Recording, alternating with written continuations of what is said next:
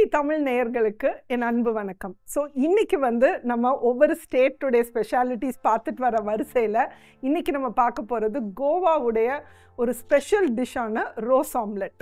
Rose அப்படின்றது கோவாவில் கறி எல்லாத்தையுமே அவங்க ரோஸ் அப்படின்னு சொல்லுவாங்க. ஸோ ஒரு ஆம்லெட்டோட ஒரு கறி கொடுக்குற மாதிரி. பட் பேசிக்காக இது ஒரு பிளெயின் கறி கிடையாது. ஆக்சுவலாக ஒரு சிக்கன் கறி பண்ணி அதோட ஒரு ஆம்லெட்டையும் வச்சு சர்வ் பண்ணுவாங்க.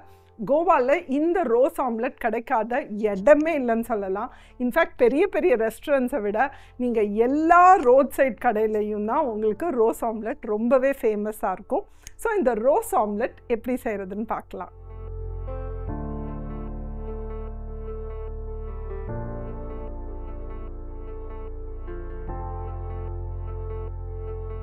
ஸோ இந்த ரோஸ் ஆம்லெட் பண்ணுறதுக்கு நம்மளுக்கு தேவையான பொருட்கள் அப்படின்னு பார்த்தீங்கன்னா 1/4 கிலோ சிக்கன் எடுத்து வச்சுருக்கேன், 2 முட்டை, ஒரு பெரிய வெங்காயம் வெட்டி பாதியை நான் நீளமாக வெட்டி வச்சுருக்கேன் கிரேவிக்கு.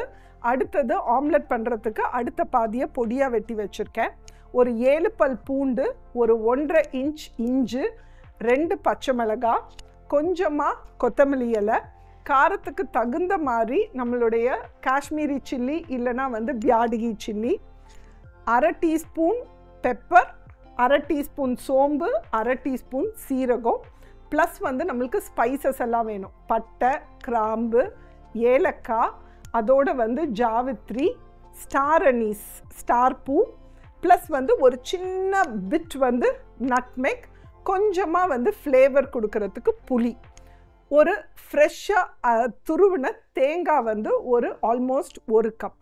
ஸோ இதுதான் நம்மளுக்கு தேவையான பொருட்கள். ஸோ இந்த ரோஸ் ஆம்லெட் பண்ணுறதுக்கு ஃபர்ஸ்ட் ஸ்டெப் நம்ம ஒரு மசாலா பண்ண போகிறோம். இந்த மசாலா பண்ணுறதுக்கு நான் ஒரு 1.5 டேபிள் ஸ்பூன் எண்ணெய் சூடு பண்ணியிருக்கேன். அதோட அந்த பாதி வெங்காயம் நீளமாக வெட்டினதை சேர்த்துருக்கேன், ப்ளஸ் ஃப்ரெஷ்ஷாக துருவின தேங்காய்,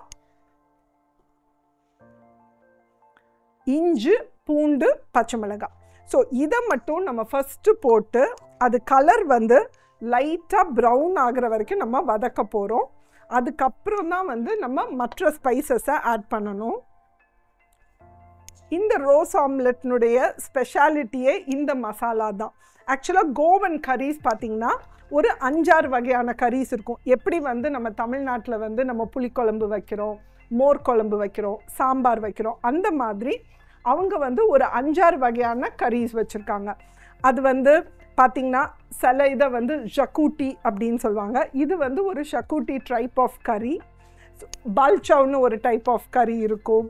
அதே மாதிரி காஃப்ரியல்னு ஒரு டைப் ஆஃப் கறி இருக்குது. ஸோ இது ஒரு ஷக்கூட்டி டைப் ஆஃப் கறி. இதில் நீங்கள் என்ன வெஜிடபிள்ஸ் வேணாலும் ஆட் பண்ணிக்கலாம். ஸோ ஃபஸ்ட் நம்ம வெங்காயம், இஞ்சி, பூண்டு, பச்சை மிளகாய் அண்ட் தேங்காய் இதை ப்ரௌன் ஆகிற வரைக்கும் நம்ம வதக்க போகிறோம்.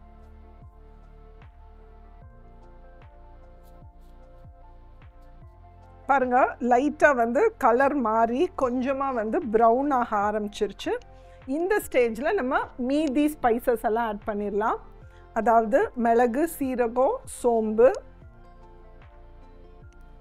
தனியா, காஞ்ச மிளகாய், ப்ளஸ் ஹோல் ஸ்பைசஸ்.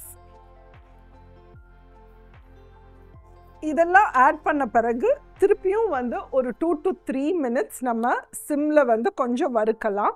அப்போ தான் இந்த ஸ்பைசஸுடைய பச்சை வாசனையெல்லாம் போகும்.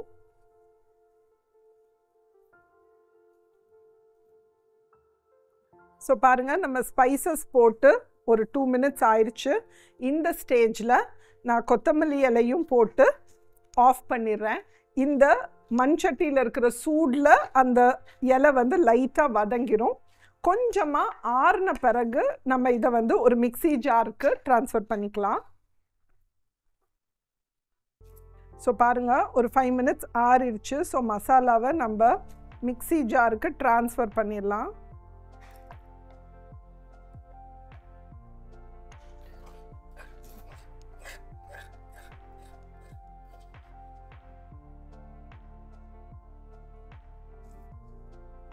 ஸோ இதை கொஞ்சமாக தண்ணி சேர்த்து நல்லா வந்து நான் ஃபைன் பேஸ்ட்டாக அரைச்சிட்டு வர போகிறேன்.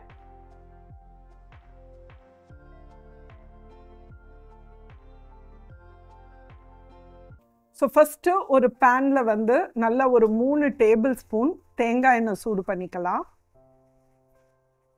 இந்த குழம்புக்கு தேங்காய் எண்ணெய் ஃப்ளேவர் தான் நல்லாயிருக்கும். ஸோ தேங்காய் எண்ணெய் காஞ்ச உடனே நம்ம வந்து ஃபைனாக அரைச்ச இந்த பேஸ்ட்டை வந்து நம்ம அந்த பேனில் ட்ரான்ஸ்ஃபர் பண்ணிடலாம். நம்ம ஏற்கனவே மசாலா எல்லாம் வறுத்திருந்தா கூட இந்த எண்ணெயில் மசாலா வறுபடுறது ஒரு நல்ல ஃப்ளேவர் கொடுக்கும். ஸோ அடி பிடிக்காமல் மீடியம் டு லோ ஃப்ளேமில் இந்த மசாலாவை நம்ம கொஞ்ச நேரம் ஃப்ரை பண்ணலாம். இந்த ஸ்டேஜில் நான் ஒரு 1/2 டீஸ்பூன் மஞ்சத்தூள் ஆட் பண்ணிக்கிறேன். ப்ளஸ் கொஞ்சமாக உப்பு. ஒரு 2 to 3 மினிட்ஸ் இது நல்லா வதங்கட்டும்.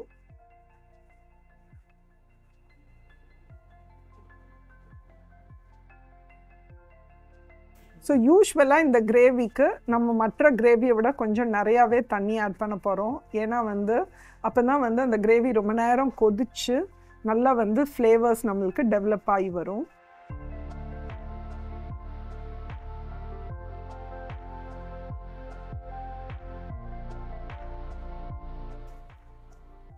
ஸோ கொஞ்சம் நிறையா ஒரு 1/2 கப் எக்ஸ்ட்ரா தண்ணி ஊற்றுங்க. பிகாஸ் இந்த டிஷ்ஷும் வந்து கொஞ்சம் வாட்டரியாக தான் இருக்கும். நிறைய மசாலா நம்ம போட்டு அதை ரோஸ்ட் பண்ணி அரைச்சிருக்கிறதுனால ஃப்ளேவர்ஸ் நல்ல இன்டென்ஸ் ஆகிறதுக்கு கொஞ்ச நேரம் கொதிக்க விடணும் நம்ம. ஸோ நம்மளுடைய குழம்பு வந்து ஆல்மோஸ்ட் ஒரு 10 நிமிஷமாக கொதிச்சுட்ருக்கு. இன்னொரு 10 நிமிஷம் அது கொதித்து ஃப்ளேவர்ஸ் டெவலப் ஆகட்டும். அதுக்குள்ளே நம்ம ஆம்லெட் ரெடி பண்ணலாம். ஸோ நான் வந்து 2 முட்டை உடச்சி ஊற்றுறேன். ஸோ இந்த ஆம்லெட்டுக்கு தேவையான உப்பு, நிறைய கொத்தமல்லி தழை பொடியாக வெட்டி போட்டுக்கோங்க.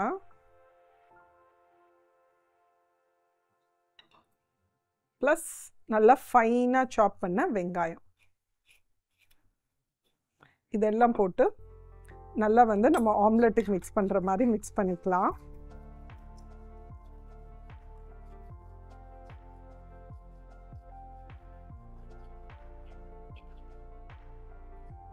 ஸோ இந்த மிக்ஸ் பண்ணதை நம்ம குட்டி குட்டி ஆம்லெட்டாக நல்லா வந்து தேங்காய் எண்ணெய் ஊற்றி கொஞ்சம் அப்படியே அந்த எட்ஜஸ் வந்து கிறிஸ்பியாக இருக்கிற மாதிரி குட்டி குட்டி ஆம்லெட்டாக ரெடி பண்ணி எடுக்கலாம்.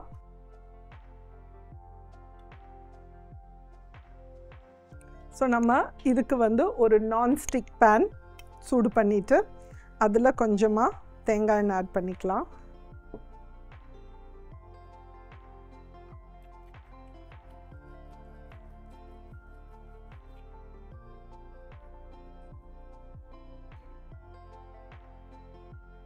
ஸோ இப்போ நல்லா பேன் வந்து ஹீட் ஆயிடுச்சு.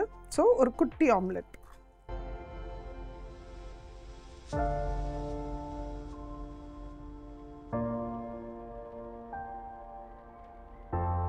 நம்ம கொஞ்சம் நிறைய எண்ணெய் ஊற்றிருக்கிறதுனால எட்ஜஸ் எல்லாம் கொஞ்சம் கிறிஸ்பி ஆகும்.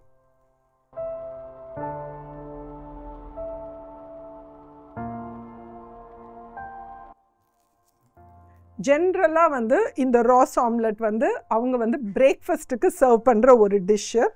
பிரேக்ஃபாஸ்ட்டுக்கு பார்த்தீங்கன்னா பாவ் பன், நம்மளுடைய பாவ் பன் மாதிரி அவங்க போய் அப்படின்னு ஒரு பன் சாப்பிடுவாங்க. ஸோ அந்த பன்னோட தான் இந்த ராஸ் ஆம்லெட் அவங்க யூஸ்வலாக சர்வ் பண்ணுவாங்க. ஸோ இதை வந்து திருப்பி போட்டுடலாம்.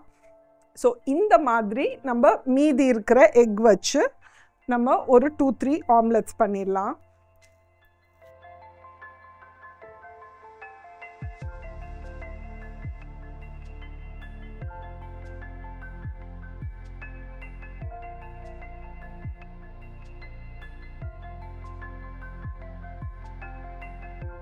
ஸோ இப்போது நம்ம கரைச்சி வச்ச அந்த கொஞ்சமாக ஒரு 2 டேபிள் ஸ்பூன் புளிக்கரைசலை இந்த குழம்புக்கு ஆட் பண்ணிடலாம். ஆட் பண்ணி அதுவும் நல்லா கொதிக்கட்டும். நம்ம ஆம்லெட்டும் பாருங்கள் நல்லா கிறிஸ்பியாக ரெடி ஆயிடுச்சு.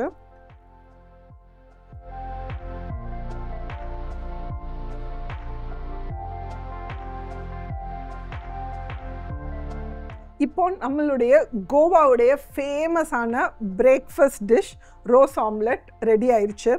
ஆக்சுவலாக பார்த்தீங்கன்னா வெஜிடேரியன்ஸ்க்கு வந்து நீங்கள் சிக்கன் இந்த ஆம்லெட் எல்லாம் அவாய்ட் பண்ணிவிட்டு இதே மாதிரி மசாலா பண்ணி அதில் வந்து நம்மளுடைய எல்லோ பட்டாணி இருக்குது பார்த்தீங்களா, காஞ்ச பட்டாணி, அதை ஊற வச்சு இதே மாதிரி கிரேவியில் அதை ஆட் பண்ணி அவங்க வெஜிடேரியன்ஸ்க்கு வந்து போயோட சர்வ் பண்ணுவாங்க. ஸோ சப்போஸ் நீங்கள் வெஜிடேரியன்ஸாக இருந்தீங்கன்னா சிக்கனுக்கு பதிலாக இந்த மாதிரி எல்லோ பட்டாணி கூட ஆட் பண்ணலாம். இது வந்து ரொம்பவே வந்து ஒரு வித்தியாசமான ஹோல்சம் டிஷ்ஷுன்னு சொல்வேன். ஏன்னா வந்து ஆம்லெட்டும் அதுக்குள்ளேயே இருக்குது, சிக்கன் இருக்குது. ஸோ ஒரு ஹை ப்ரோட்டீன் டயட். அண்ட் நான் ஏற்கனவே சொன்ன மாதிரி இது வந்து பெரிய பெரிய ஹோட்டல்ஸை விட இந்த சின்ன சின்ன ஷாக்ஸில் சின்ன சின்ன ரோட்டோரத்தில் இருக்கிற கடையில் தான் வந்து சூப்பராக இருக்கும். நான் ஆக்சுவலாக வந்து நிறைய இடத்துல இந்த ரோஸ் ஆம்லெட் சாப்பிட்ருக்கேன். பட் பெஸ்ட் ரோஸ் ஆம்லெட் வந்து அதை வந்து ஒரு கடைன்னு கூட சொல்ல முடியாது. அந்த கடைக்கு வந்து ஒரு பேரும் கிடையாது. 2 உடஞ்சி போன வந்து பெஞ்ச் தான் இருந்தது. பட் அங்கே உள்ள எங்களோட டிரைவர் வந்து இந்த இடத்துல தான் சூப்பராக இருக்கும்னு சொன்னாருன்னு சாப்பிட்டேன். பட் இன்றைக்கி வரைக்கும் வந்து அதை விட பெட்டராக நான் ஒரு ரோஸ் ஆம்லெட் எங்கேயுமே சாப்பிட்டதில்லை. ஸோ நம்ம குழம்பு வந்து ஆல்மோஸ்ட் வந்து ஒரு 25 மினிட்ஸ் கொதிச்சிருச்சு. ஸோ இவ்வளோ நேரம் அந்த குழம்பு கொதிச்சாதான் நம்மளுக்கு அந்த ஸ்பைசஸ் எல்லாம் நல்லா பிளெண்ட் ஆகும். பிகாஸ் ஆக்சுவலாக நம்ம கொஞ்சம் நிறையாவே ஸ்பைசஸ் போட்டிருக்கோம். ஸோ 25 மினிட்ஸ் ரெடி ஆயிடுச்சு. இன்னொரு முக்கியமான விஷயம், நீங்கள் கோவன் கரீஸ் பார்த்தீங்கன்னா எல்லாமே இந்த மாதிரி ஒரு ஸ்மூத் சில்கி கிரேவிஸாக தான் இருக்கும். நம்ம கொரகொரப்பான திக்கு கிரேவியாக இருக்காது. ஒன்று ரொம்பவே செமி ட்ரை ப்ரிப்பரேஷனாக இருக்கும், இல்லைன்னா இந்த மாதிரி சில்கியாக ஸ்மூத் கிரேவிஸாக இருக்கும். ஸோ அந்த மாதிரி நீங்களும் அரைச்சி வச்சுக்கோங்க. வாங்க நம்மளுடைய ரோஸ் ஆம்லெட்டை இப்போ சர்வ் பண்ணலாம். ஸோ ஒரு பிளேட்டில் நம்ம செஞ்ச ஆம்லெட்டை வச்சிடலாம். இதுக்கு மேலே நம்ம பண்ண கறி நல்லா லிபரலாக சுற்றி ஊற்றிடுங்க.